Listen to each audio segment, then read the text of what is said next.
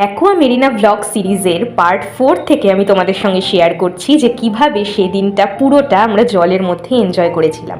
চল দেখে নাও। একসাথে আমরা এতগুলো পুল দেখে এত এক্সাইটেড হয়ে গেছিলাম না, কি বলবো তোমাদের।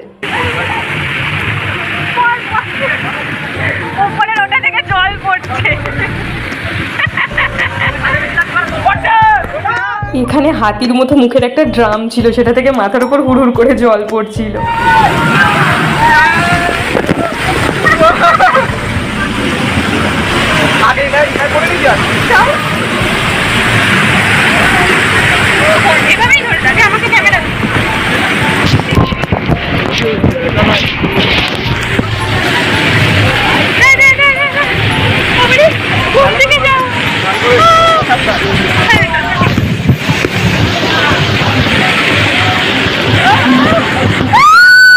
বেসিক্যালি আমরা দুজনে কিন্তু ছোটবেলা থেকে সুইমিং শিখিনি, মানে শেখার ইচ্ছে ছিল কিন্তু বিভিন্ন কারণে সেটা হয়নি।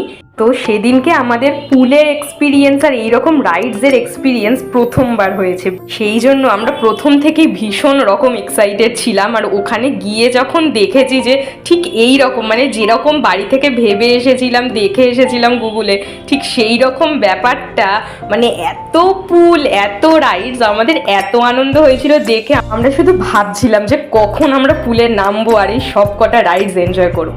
আর তাছাড়া এখানকার অ্যাম্বিয়েন্স তো খুবই সুন্দর, চারিদিকে সবুজে ভরা, চারিদিকে জল, মাঝখানে একটা রিসর্ট মতো আছে। একটা দিন বন্ধু বান্ধব, ফ্যামিলি মেম্বার্স, পার্টনারকে নিয়ে গিয়ে আনন্দ করার মতো দারুণ জায়গা।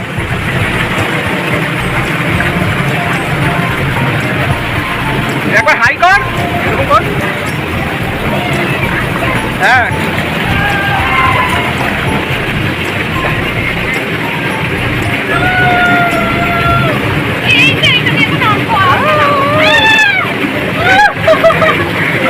কেমন লাগছে? চশমা পড়ে গেছে, চশমা পড়ে গেছে, পড়ে গেল। ওই তো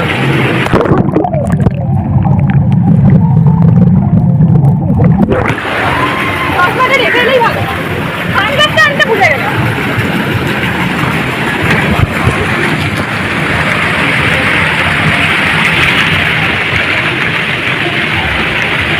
আমাকে স্লিপে বসিয়ে দিলে ধাক্কা মারবে পিছন।